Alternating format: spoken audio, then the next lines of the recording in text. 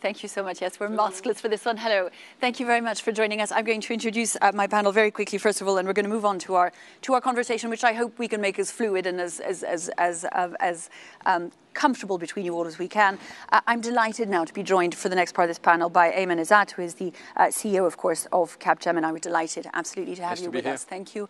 Joined also by Meka, Brunel, who's the CEO of Gecina. We are delighted also that you had time to make it here today. Also to have you all in person. This is a new and fairly rare treat after a year and a half of having had to speak to each other remotely. Delighted also to meet with Stéphane, the CEO, of course, and chair of Orange. Thank you so much all for being with us. We're going to have a look at how each of you, and perhaps we could just start by going around each of you, give us an idea of how big it is for organizations like yours, which are big international organizations. How difficult is it to effect this kind of change, to put sustainability at the core of what you do, to transform your companies so that it isn't that changes are made cosmetically, but the way you do business has changed profoundly? Perhaps two first. Yeah, I mean, first, it's quite interesting. I mean, we are a people business, right? We have very limited assets. We have 270,000 people globally in 50 countries. So a lot of it is around basically using the energy of people and getting them on board. But the first thing you need to have is to be able to have proper measurement, right? Because everybody talks about 5 years objective, 10 years objective in terms of how you're going to do carbon neutrality and net zero. But the first thing you really need to have is have a proper carbon accounting in your firm to really be able to measure and understand where it's coming from, to be able to put the actions in place. And then after that is really engaging people, right? And we have a young population. You know, the average age of our population is young. It's very easy to engage people on subjects like that. And it is not. And it's true, yeah, if you say 10 years ago, it was an accounting done in the annual report that you had to do. Today, it is not that. For our generation, it was dealt with in a very completely different way. Just as Pierre Louet was describing, do you find that your employees, in fact, come with certain expectations that are entirely in tune with what we're talking about? It is. They don't make a difference between their personal and their professional life. So it has to be consistent. If you're not reflecting what they're aiming for and what they want, they will not come and work for you. Okay? And I see it with my kids. You know, I have older kids, 24 and 28 years old. You know, they look at that. And if the company doesn't reflect who they are or what they think they're aiming for in life, they will not take the job independent of the company. Because it isn't just the money anymore. Exactly. And I think it's very important. And that is a substantial generational shift. And I think for all of us, a good thing to see. Meka, Brunel, I'm curious about what you think on that question of measurements. There is, of course, first of all, because we started from nothing, if you go back 20 years on these questions, how difficult is it to put in place a system, first of all, whether you measure your impact and then you try and fix what you may be doing too much of in order to limit its nefarious qualities? Well, first of all, I think that you're right, measurement is key. And we are a real estate company, so we are one of the most polluting, part of the industry all over the world. We started to do the measurement starting back to 2008 on carbon. And at that time, we didn't have the tool, but we decided with what we had to start and then to improve it over time by improving our business, our experiences, and the way we were doing our business, including everybody who are involved in our business, all the stakeholders, whoever they are, including shareholders of our listed companies, bringing in the shift of the way we are considering that. And we have started, since 2008, we have divided by half our carbon impact in our buildings. Now we have also to be completely consistent and aware that this is a global issue. It's not just about France or this or that company. It's global. The world is not but what country. So we have the same type of issues wherever we are in the world. And since 2017, we have accelerated our measurement. We have accelerated our actions, and we have reduced by 25% during the last 4 years. And now we have decided to put in place a the global decarbonation program on our existing buildings, which will include also the impact on our end users, the way they are using our spaces. We would like to be carbon neutral by 2030, and the program is called Canopy 2030. So we want to accelerate that because we have this is not about differentiation. We have no time, we have no other solution, and everybody, and you were talking about our employees, everybody, the way of thinking has shifted everywhere. So we have no other plan. I mean, there's no B plan existing, so we have to do it this way. Which of course must have made a huge difference to you. I'm thinking that a group of yours size, with its history, its ways of doing things, its need to keep up with the latest technology, of course it was important that your employees saw this naturally as the way forward. How difficult was it to implement a strategy that put sustainability at the heart of what you did? Well, for me, the main problem is not so much about our people, our employees. We are 150,000 people around the world. And clearly, our contribution to the climate change challenge is something that gathers everyone within our community. I think everyone is pretty much convinced that that Orange must be in the forefront of this combat. I think it is the same for our customers, by the way, especially in the young generation. But I think that it's going to be critical for us in terms of differentiation in the market also to be ambitious in this climate change issue as an operator for our customers. Now there are two, I would say, problems or issues that are more complicated. The first one is financial markets. To me, there is still a huge gap in the financial community in the way they appreciate efforts, ambitions, and costs, by the way. That's so interesting. There is a difference in the way they evaluate costs and benefits that does not reflect the way wider society is seeing it. You have some people, some funds, some maybe specialists that are looking to what is the climate change aspect of our strategies and plans. But they are very minority. Not yet enough, yeah. Not yet. And most of people in the financial community, they are looking at your EBITDA of the next quarter, or your CapEx, or your... and they, honestly, they don't care about this. So this is my first concern. I think we have to educate very strongly this part of our ecosystem. And the second is about technology itself.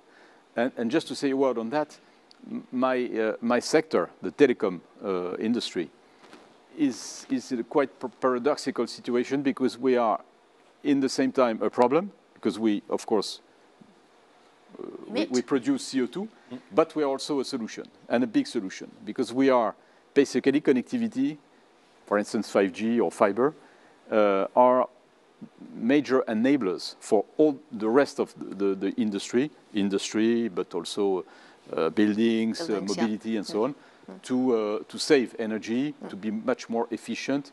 And so we are, I think, one of the most important contributors to fight against the climate change, but we have also to transform deeply ourselves in order to reduce our footprint. I'd like to put that really interesting point to both of you as well. We've been talking about how generationally the world is changing. There are things that 20 years ago would have seemed oddities or ahead of their time or eccentric positions even that have become essential to the way young people see the world, the way what they want from their jobs, what they want from their companies, what they expect from their leaders. That black spot, which is the blind spot of the financial markets, how significant is it, and what is its impact as you try and affect these changes within your companies, to each of you? I think, you're definitely judged by the financial market, but you have to do some of the things that you consider is right as well, right? We not only rule by what the financial market want and what the investors want. It's hard to escape their pressure. I understand. It's part of the pressure, but you still have to do what is right. You have to think about the long-term future of your company. And, if being basically very environmentally friendly is part of attracting talent, and we are a talent company, that's going to be very important. Maybe investors will not value it for next quarter, but I understand that this is part of my responsibility as well, to be able to manage an equilibrium between the different stakeholders, right? And the investors is only one of the stakeholders. I have my clients, I have my employees, I have my partners, and I have society at large. right? And you need to be able to manage all that ecosystem. You're not just ruled by the financial markets. And yes, it puts pressure, and yes, you have to make arbitrage. But this is part of the job that we have to do. Do you find yourself fighting that pressure as well? Absolutely, we are doing that all the time. Actually, the financial market is about, short term. Yes. And the sustainability is a long-term struggle. Yes. And this is really a struggle between, managing both. But I 100% agree. We cannot just follow the financial market. And the reason is that they are behind everybody else. By the way, this is very curious. Most of these young people working in the financial sector, they are young, they are, attracted by the same kind of goals that everybody else. And at the same time, they are looking at everything on a very short-term IRR. Now, having said so, for implementing the ESG KPIs, especially on the carbon neutral and climate change, we definitely need to invest and to inject CapEx and to inject innovation and to transform our way of thinking to be game changer. We have no choice. Now, having said so, there are also good news on that side too. We announced this week that we have decided, and this was an idea of my financial team, to transform 100% of our bonds to green bonds, existing bonds, to become green bonds linked dynamically to the decarbonation and to ESG KPIs of our existing portfolio. So we brought to the market the fact that we are going to transform these bonds on a dynamic way, and they will have much more information than they got so far for the bonds existing. And it has been voted at 92%. So it means that the mindset is changing, and the remaining 8% is because some, sovereigns do not vote at all, which is not the good thing. But globally speaking, this is transformational too. Stéphane, Richard, I'd like to ask you a little bit about what public authorities should be doing more. We've been talking about big companies and how they can, by their size, by their weight, by sometimes what their business is, help affect these changes that are considerably going to have an impact on sustainability and fighting climate change. Some governments are playing catch up. Europe tends to be being fairly pronounced in its leadership on these questions and fairly ambitious. Are you getting enough help from public authorities, and how more closely do companies need, what would companies like yours need from public authority? More regulation, less regulation, more ambition, less ambition, more meddling, less meddling, I guess is my question. But the political ambition, I think, is there. Now, if we come to a regulation, let's say sectorial regulation in the telecom sector, there is a strong regulation, a very heavy regulation, but to be honest, not very much influenced by environmental aspects. So maybe this regulation should take into account more like sustainable aspects instead of only looking to competition or to technical things like spectrum or things like that.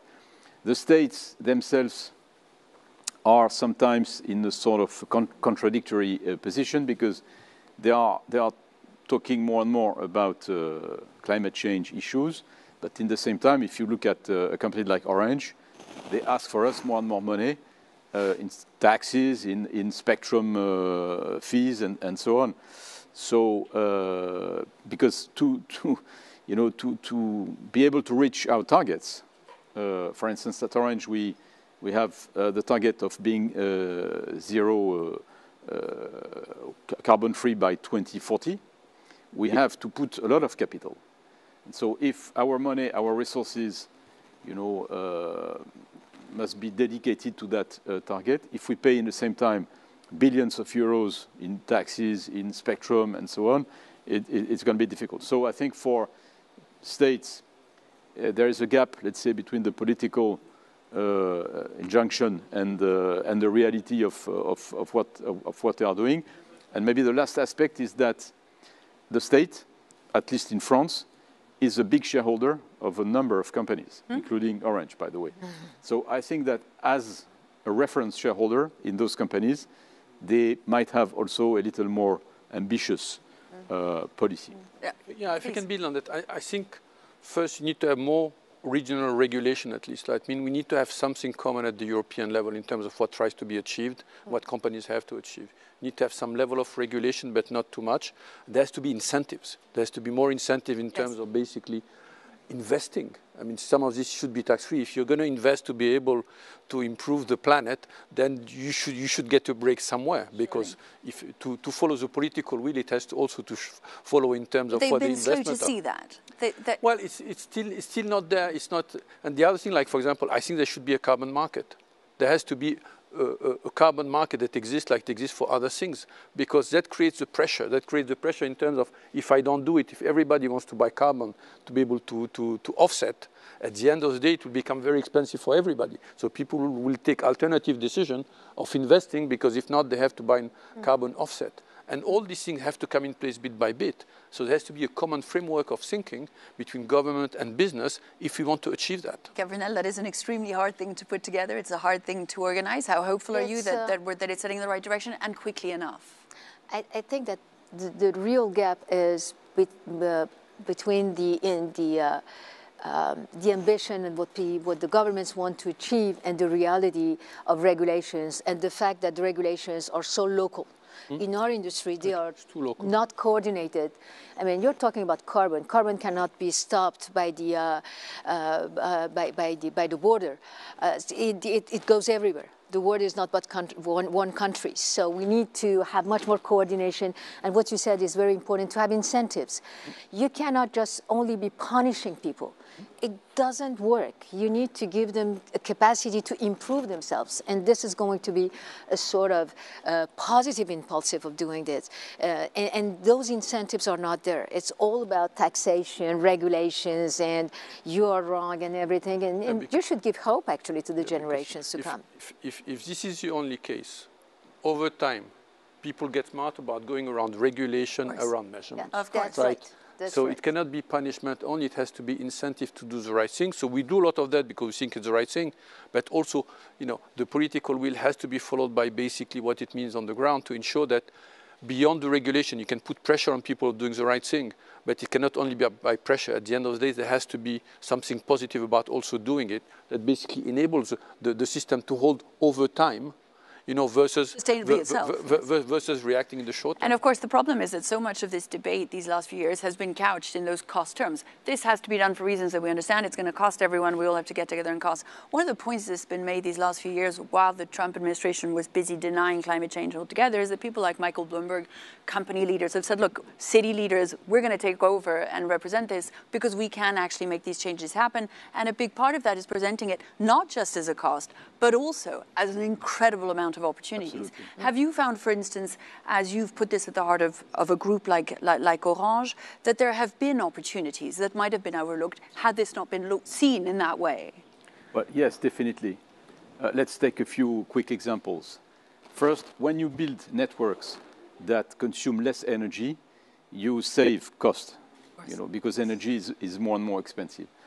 When we invest in a solar plant in Jordan, we are going to supply our energy needs for the networks 100% in Jordan, but we are also creating a business model because we are becoming energy producers, and so we are going also to be able to sell overcapacity of this solar plant in the local market.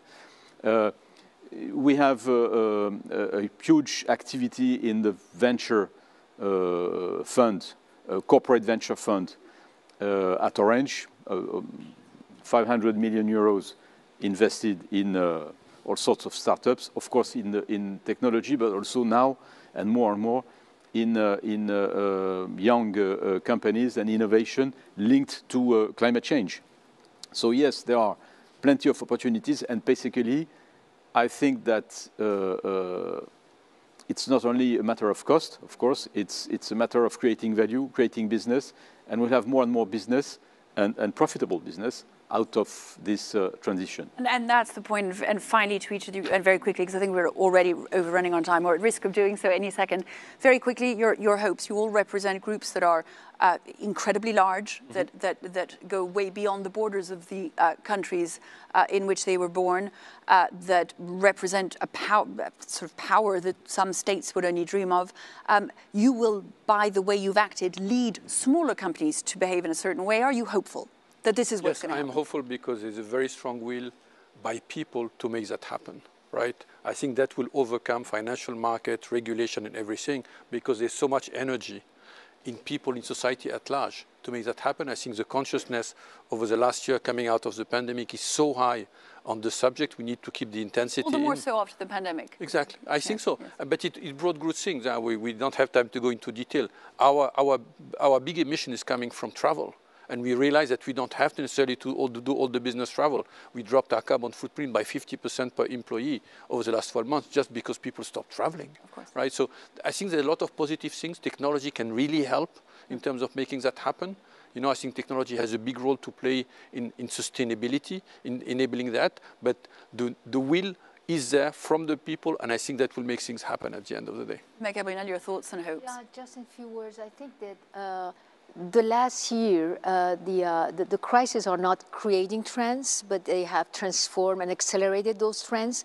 Those trends pre-existed, and now people are much more collaborators, employees, partners are much more engaged on what makes sense and what the purpose is about, rather than it has freed actually our innovation, our capacity to work together and to emphasize what makes sense. I'm not saying that all the issues are fixed, but I'm saying that a lot has been done, and now we have to, it's going to overcome everything. And I by the way, we are here to say we need to push and change now. Make it happen now. Yeah. To you, Stéphane, Richard, I'm curious for your thoughts. Well, for me, we are talking about something which is both a duty for mankind and for leaders, but also a fantastic opportunity. And to me, maybe we don't speak enough of the opportunity side, and maybe too much about the duty. It is a duty, but it is a great opportunity. And I am very, very optimistic, very enthusiastic also about the prospects that this will open for everyone, and especially for our industry, because it's a fantastic objective, it's a fantastic target for all our stakeholders. Employees, once again, especially the young generation, customers, and of course the governments, the societies, public opinion. To me, it's really, in fact, a very good news for industry and for business, generally speaking, to have this now sustainability flag and prospects ahead of us. Thank you so much for all your thoughts. And just if I could, and I couldn't agree with you more on the fact that the pandemic has given us so many different solutions. It's been delightful to have you all in person in this room. Such a welcome relief from Zooms. Thank you very much indeed for taking the time and making the effort. Thank you for having us. Thank you.